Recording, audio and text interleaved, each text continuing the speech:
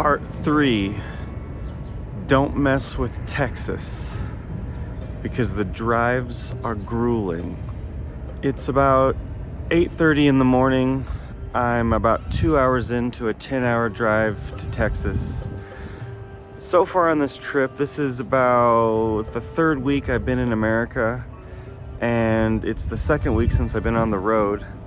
And in the last 2 weeks, I've already picked up 5 faceting machines, and I'm on my way to pick up another one tonight. So the next couple days, I'm gonna pick up this machine, and then I've got a couple of interviews to do in Texas while I'm on my way to South Carolina to see a faceting machine from the 1930s.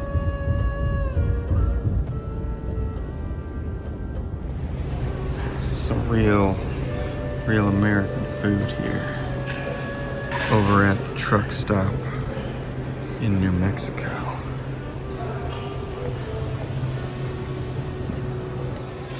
The thing that you really don't get when you leave America is this combination of sweet and savory breakfast, and it's the thing that I've been missing for the last 2 years. The omelet, the hash browns, but what the combination is that the pancake is really what makes the meal. Without the pancake, it's just not right. This trip just keeps getting wilder and wilder. I left Tucson before the sun went up. I've now arrived in Sweetwater, Texas before the sun went down, all to pick up a never before used Raytex Shaw with laps, with the book, never taken out of the box. Some kind of electrical problem is preventing it from working, but the deal was just too good to pass up. And now my car is once again ridiculously full. All faceting machines back here, all faceting machines up here. But the museum grows.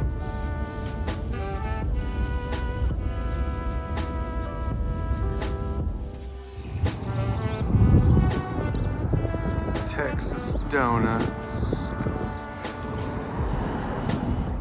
Well, after driving for about 4 hours to Austin, I picked up another faceting machine, and now I'm in the Geosciences department of the University of Texas at Austin so that I can interview, where is it? Mark Helper. So Mark Helper was the assistant professor, or the assistant instructor for the faceting class that the Vargases used to run here at the university. And so I'm going to be talking to Mark about the Vargases, about the class, about their machine, and about all kinds of other stuff. So I'm really excited. Chords, except for the Lone Star in the center, which is usually totally. This is probably the weirdest entrance that I'm going to see on this trip, as I have arrived in Shreveport, Louisiana for one night only. I definitely feel like I'm in The Shining. It's morning, sun's rising. I'm pretty sure that on the other side of that river is Texas. I'm out to Atlanta. I'm in a Waffle House somewhere in Louisiana, driving east from Texas. The drives are extremely long these 2 days, but stopping in Atlanta tonight, visiting some family, and then tomorrow, something that I'm super excited about, which I haven't really told anybody online, but I found a faceting machine and a whole collection of a vintage faceter's gear from 1935 to 1950-ish.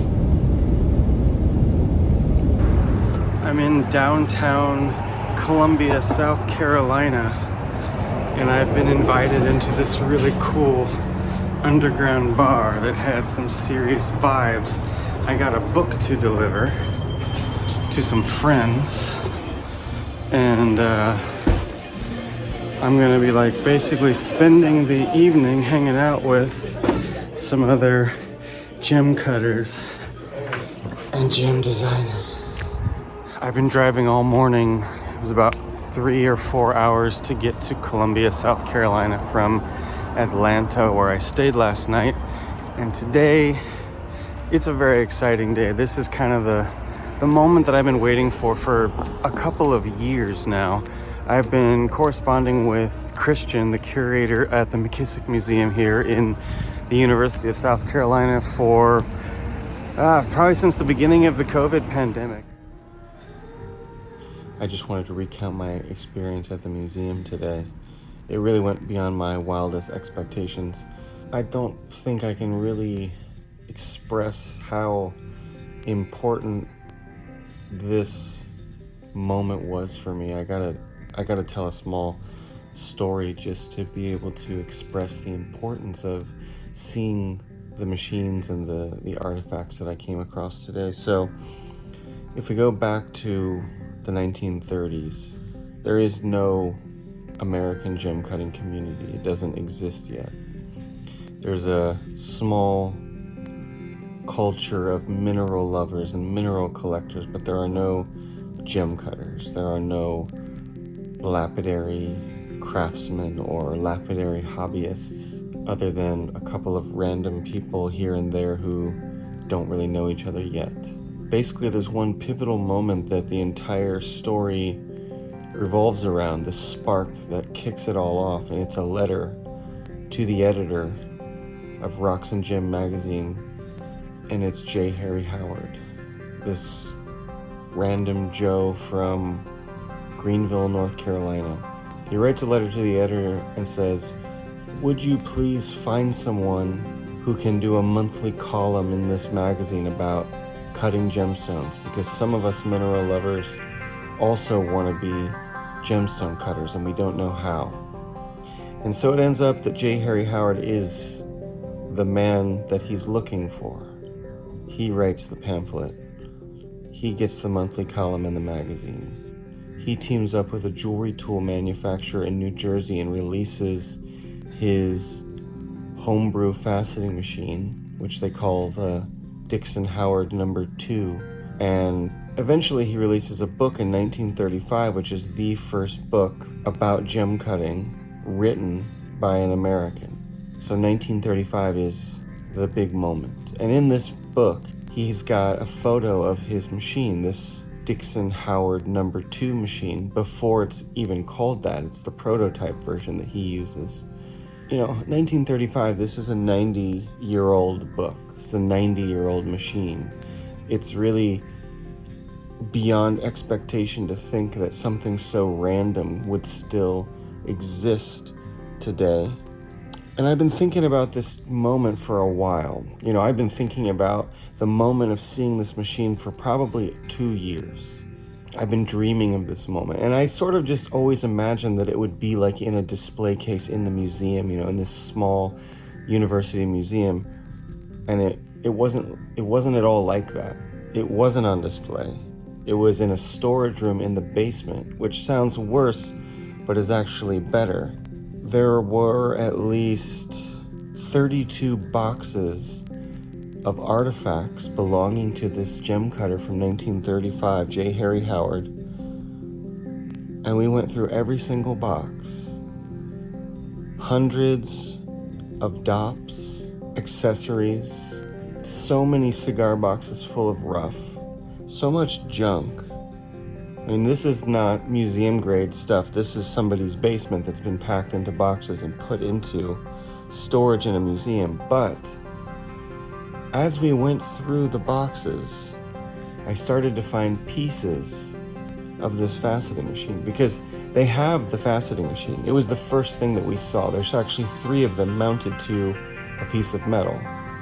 Possibly he had preforming, cutting, and polishing stages all set up, but the machines aren't together. They're not built.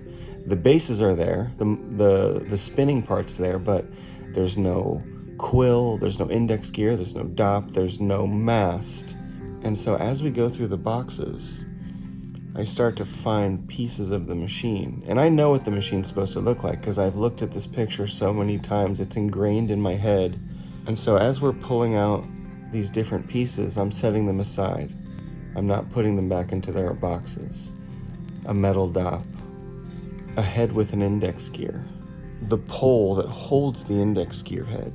And so eventually we go back over to where the machine is, and I start to take these pieces and reassemble the machine. Probably for the first time in at least 60 years. So this has been sitting down there for 60 years, never been seen assembled. Nobody knows how it's supposed to work except for me, because I've been studying it.